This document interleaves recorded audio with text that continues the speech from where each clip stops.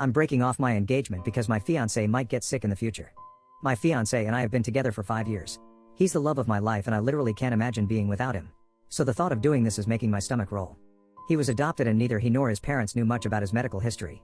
A few weeks ago, he met his biological brother for the first time and found out that his birth father had passed from Huntington's disease. There's a 50% chance that my fiancé also has the genetic defect that causes Huntington's, but he refuses to get tested.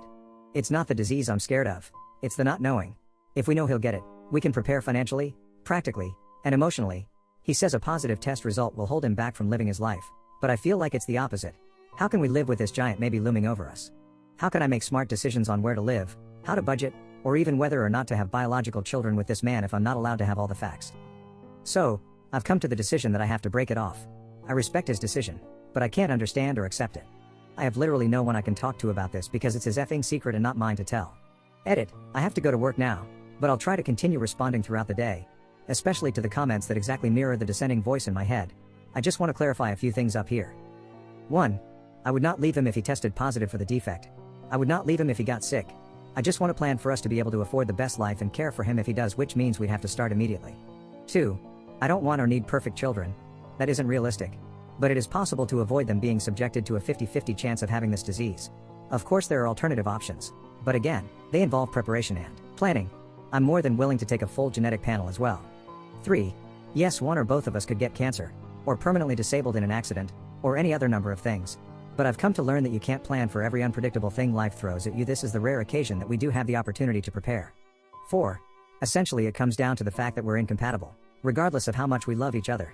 I'm a planner and he's very laid back. Until now, these traits have complemented each other, but unfortunately they brought us to an impasse that I don't think we can both move forward from happily. Second edit, I'm floored at all of these responses, supportive and otherwise. At the very least, I feel validated that this is a complex issue with no clear and obvious answer. I've decided to take a few steps back. Those of you who brought up the fact that a few weeks is probably too little time for him to fully process his possible diagnosis have a really valid point. Just because I want to immediately jump into problem-solving mode, doesn't mean it's necessarily the right thing to do here. So, I'm not leaving. Yet at least, and hopefully never. I'm going to find a therapist to help me work through my anxieties and give my fiancé some space, not literal, to work through his. And then we'll revisit this conversation, hopefully with more patience on my part and willingness to act on his. Third edit, I know my title sucks. Sorry, but I can't do anything about it now. It sounded fine at 6 a.m. when I made the post. Update posted September 16, 2022. Update, I'm breaking off my engagement because my fiancé might get sick in the future. Hi. Remember me?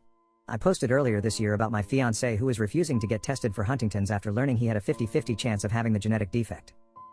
Some of you gave me great advice and support, others the wake-up call I needed, and the rest of you, well, Reddit gonna Reddit. I'm not sure if it was obvious, but I was not in a good place when I made that post. When I stress, I don't sleep or eat. For him, it may have only been a few weeks to accept the situation, but for me it was a few long weeks of non-stop anxiety where I was lucky to get even an hour of restless sleep a night.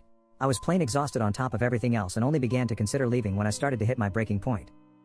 Anyway, we talked about it. At length. We cried, we fought, we researched, I showed him empathy. We consulted with friends, family, and specialists. We pressed pause for days or weeks when we needed a break from the whole damn thing. And in the end he agreed to have the test. Guys, to say we dodged an absolute maelstrom of bullets would be putting it mildly. He's negative both for developing the disease himself as well as the risk of passing it on. No matter what else happens, this is one area where he's assuredly safe. All of this said, once the euphoria faded we decided it was necessary to put a hold on our engagement and take some time apart. I still love him with all my heart, but this was our first serious disagreement as a couple and it forced us to seriously reflect on ourselves and our relationship. Neither of our positions were wrong, but they were so disparate that there was no realistic compromise. I've spent the last few months traveling abroad, and other than a few texts we haven't spoken much. But I'm home now, and we have our second first date tonight. Wish me luck. Edits. I mentioned this a million times in my first post, but here goes again. I had no plans to leave if he tested positive. I just needed to know so that we could plan our lives accordingly. We decided together to take a break. It's been an incredibly difficult, emotionally charged roller coaster of a year. I didn't leave him. We planned from day one to keep communication to a minimum. It was difficult. I actually began keeping a journal of all the things I wanted to call or text him about. It's extensive, and I can't wait to share it with him. I didn't give him an ultimatum, but I understand why that's the takeaway. I only told Reddit that I was thinking of leaving, and I know that it was rash and irrational. Point 1, no, I'm not going to kill myself. Sorry if that disappoints you. Point 2, why does everyone seem to think that traveling means sleeping around? Point 3, just gonna leave a little timeline here for those of you who think I've been traveling since my last post. Point 4, he learned that he was at risk of developing HD. Point 5, I posted on Reddit when I reached my own breaking point and needed to vent about how I was affected. Point 6, we spent the next 3-ish months discussing next steps, consulting professionals, meeting others in our situation, etc. Point 7, he made his own decision to get tested. Point 8, that took a while, since there are a lot of steps you have to go through before they'll even agree to do it. Point 9, we learned he's negative.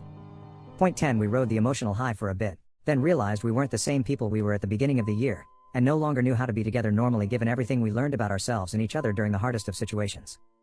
Point 11, we decided to take a break and meet for dinner on September 16th. Point 12, I'm now getting ready to leave for said dinner. I meant to say this last time too.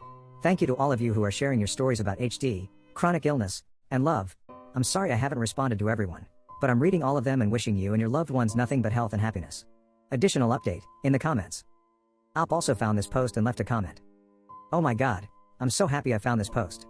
After losing an entire day to defending myself on Reddit, my own fault lol, it happened last time too. The positive tone here is amazing.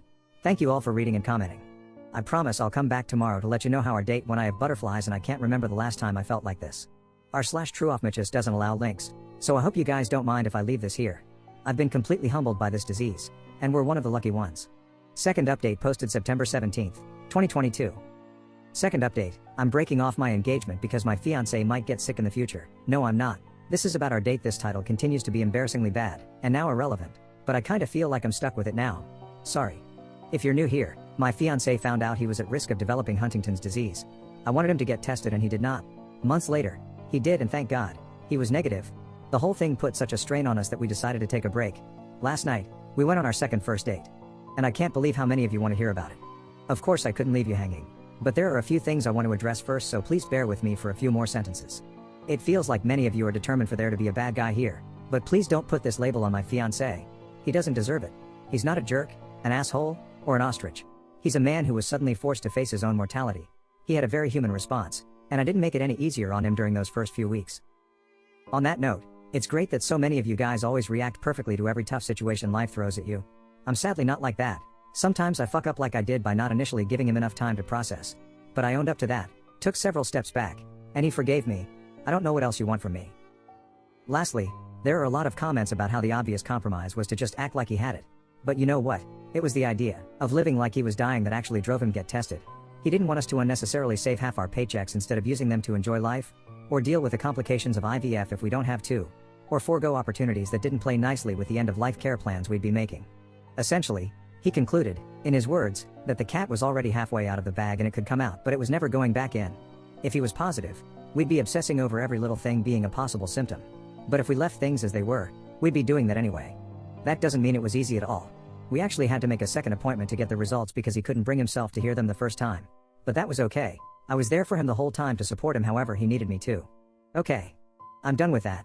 On to what you actually clicked for. Do you guys know the feeling of watching your favorite childhood movie for the first time in years and being nervous that it won't hold up or have the same magic you remember? That's kind of what I was feeling yesterday, and I actually have to thank everyone jumping down my throat in the comments because you did a great job of distracting me from the butterflies in my stomach. Well, the magic was still there. We may have spent months apart, but it didn't feel that way at all. In fact, everything felt even better and more comfortable than when we parted. We felt like the happy couple we'd been back in January before this whole thing started. It was like there was a weight hanging over our relationship that was keeping us from actually moving forward despite the good news, and it's finally been lifted. Before last night, I couldn't remember the last time anything with him felt bright and easy. But we're back, baby. I know the general consensus was that this was a dumb move, that we should have opted for marriage counseling instead of going our own ways for a bit. I'm not a relationship counselor. I'm not recommending this method to anyone. I don't know why it worked for us. All I know is that we were both so drained at the time and we each had the same gut feeling that a complete separation was what we needed. Our relationship had become far more exhausting than fun, and I honestly believe that we wouldn't have made it if we'd forced ourselves to work together to fix it. Again, don't take relationship advice from me, but trust your instincts, you have them for a reason. And I'm sure you'll be happy to know that he wasn't sitting at home pining for me while I traipsed around Europe not having intimacy with people. He was busy with his own adventure. He bought a car, we live in Manhattan, so that's a pretty big thing, and road tripped across the country. We stayed up all night sharing stories and pictures and telling each other about the people we'd met. It was absolutely amazing sharing our experiences with each other. I know it may seem like it would have been better if we'd done it together, but there was something really special about living it through each other's eyes. Anyway, we have the rest of our lives to travel the world together. Because we're not breaking up, suck on that people who were hoping he'd leave me. Look, we know this new honeymoon period we're in won't last forever, But I really think we're prepared to handle whatever other challenges life tries to throw at us. Honestly, there's a pretty good chance we've already gotten through the worst one, knock wood. But even if there's something bigger and badder waiting for us, I'm completely optimistic we'll be okay. So, that's that. We've officially reached the other side of our first major life issue together. Did either of us behave perfectly? No. Are we going to be perfect next time? Probably not. Are we 100% committed to combining our completely opposite ways of dealing with crises into a superpower designed to crush conflict like a 90s cartoon? Absolutely.